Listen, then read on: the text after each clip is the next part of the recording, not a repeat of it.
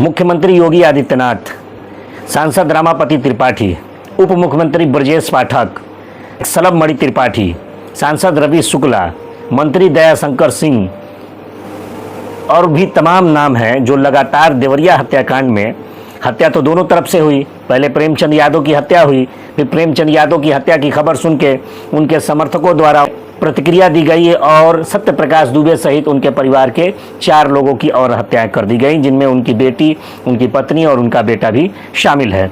और उसके बाद परिवार में जो लोग बच गए, वहाँ पे भारतीय जनता पार्टी के ये नेता जिनका नाम हमने बताया वो लगातार पहुँचे, लेकिन इनमें से कोई भी नेता ये प्रेमचंद यादव के परिवार के पास नहीं पहुंचे। सरकार के तरफ से ये लोग पहुंच रहे हैं और पहुंचने के बाद दुबे परिवार में जाकर संतावना दे रहे हैं। बेहतर बात है, किसी भी पीड़ित को न्याय मिलने तक सरकार की जिम्मेदारी बनती है, जनप्रतिनिधियों की जिम्मेदारी बनती है कि वो संतावना दे, वहाँ जाना भी चाहिए। लेकिन जब हत्या दोनों तरफ हुई है और अनाथ बच्चे दोनों तरफ हुए हैं, तो ये भी जिम्मेदारी बनती है सरकार की कि वहाँ पक्षपात न करे। एक तरफ आप जातीय जनगणना पर तरह तरह के आरोप लगा रहे हैं कि जाति में बांटने का प्रयास किया जा रहा है, एक तरफ आप उसकी विरोध कर रहे हैं कि आज के दौर में जाति की तरफ हमें नहीं भागना चाहिए। लेकिन इसी का उदाहरण है कि ये लोग लगातार यहाँ तो पहुँच रहे हैं, लेकिन प्रेमचंद यादव के बच्चों के सर पर मरहम लगाने के लिए, हमको न्याय देने के लिए हमारे घर पर कोई नेता नहीं पहुंच रहा है, जबकि उनके घर पर लगातार बड़े से बड़े नेता, मंत्री और सांसद और विधायक पहुंच रहे हैं। ये लोग हम यादव हैं इसलिए हमारे घर नहीं पहुंच रहे हैं और वो पंडित जी हैं इसलिए उनके घर लगातार पहुंच रहे हैं। ये वो प्रेमचंद यादव की बच्चियां कह रही हैं और इस तरह की आरोप सरकार के ऊपर लगा रही है। ये तमाम कार्ड खेला जा रहा था ब्राह्मण बनाम यादव करके, वोट बैंक की राजनीति चल रही थी। और देखिए, जिस व्यक्ति की हत्या कर दी गई, पहले जिस व्यक्ति की हत्या कर दी गई, उस व्यक्ति को ही दोषी बनाकर, अपराधी बनाकर उस व्यक्ति के संपत्ति को नापा जा रहा है और उस व्यक्ति के पुश्तैनी मकान को गिराने के लिए नोटिस चस्पा कर दिया गया। और आज तो बहुत माहौल गर्म भी था, गांव के लोगों ने इसका कड़ा विरोध किया और गांव के लोग और प्रशासन में ठनी भी। लेकिन सवाल इस बात का है कि जो मुख्य आरोपी है नवनाथ मिश्रा, यहाँ यादव और ब्राह्मण का कार्ड खेला जा रहा था, लेकिन मुख्य आरोपी जिसके हाथों में ये आप देख सकते हैं तस्वीरों में कि हथियार है, और हथियार के बाद ये नवनाथ मिश्रा जो हैं वो प्रेमचंद यादव के ड्राइवर थे। और प्रेमचंद यादव के ड्राइवर को जब ये खबर मिली कि हमारे मालिक की हत्या कर दी गई है, तो वो दौड़े भागे घटनास्थल पर, जहां पे उनको बंदूक मिला और उस बंदूक से उन्होंने 3 फायरिंग की। और पोस्टमार्टम रिपोर्ट में ये भी बताया जा रहा है कि सत्य प्रकाश दुबे, उनकी पत्नी और उनके बेटे के अंदर से गोलियां मिली हैं और गोलियां लगने की बात कही गई है।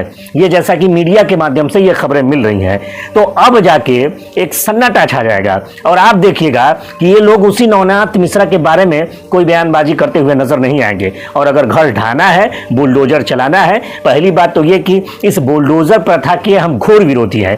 किसी भी व्यक्ति, चाहे वो हत्यारा ही क्यों ना हो, उसे न्यायपालिका दंड देने के अधिकार रखती है, व्यवस्थापिका और कार्यपालिका दंडित करने का अधिकार बिल्कुल नहीं है। अगर इस तरीके का जो माहौल चल रहा है पिछले तमाम वर्षों से भाजपा के राज में कि बुलडोजर चलाकर आदि है, उसके पूरे मकान को गिरा दिया जा रहा है, उस मकान में रहने वाले उन छोटे बच्चे, औरतों का क्या गुनाह है कि अगर उसके घर का कोई सदस्य अपराध करता है तो उसकी सजा पूरे परिवार को दी जाती है। ये घोर अन्याय इसको कहा जाएगा कि ये बुलडोजर की प्रथा को बंद होना चाहिए। दूसरी बात इस बात का भी है कि आज जो आवाजें उठाई जा रही हैं, आज जो बातें की जा रही हैं, जब पहले तमाम जगहों पर बुलडोजर चला दिए गए और किस वो लोग अपराध और हत्या के दोषी नहीं थे, वो लोग किसी का मर्डर और हत्या नहीं किए थे, वह लोग सिर्फ और सिर्फ सरकार के नीतियों का विरोध किए थे, सरकार की आलोचना किए थे और उस आलोचना के कारण उनके मकान को गिरा दिया गया। आपने देखा होगा कि एक एक्टिविस्ट जो एनआरसी में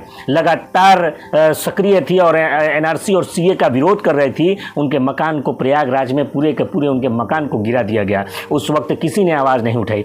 तमाम जगहों पर आप देखिए दंगे भड़काए जाते हैं भारतीय जनता पार्टी के लोगों के द्वारा। दंगे भड़काए जाते हैं बजरंग दल के द्वारा, और उसके बाद मकान किसका गिराया जाता है? मकान गिराया जाता है उस वहाँ रहने वाले गरीब मुसलमानों का। उस वक्त आपके मुंह से आवाज़ नहीं निकलता।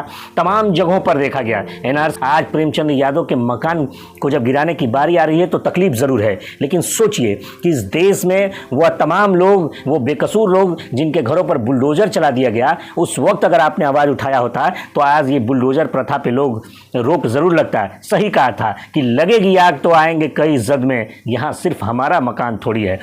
बहुत बहुत धन्यवाद। मैं मोहम्मद ज़हरुद्दीन आपसे निवेदन करता हूं कि आप हमारे इस वीडियो को अगर सोशल मीडिया फेसबुक पर देख रहे हैं तो हमारे पेज को फॉलो कर लें, और अगर यूट्यूब पर देख रहे हैं तो हमारे चैनल को सब्सक्राइब कर लें। जय हिंद, जय भारत।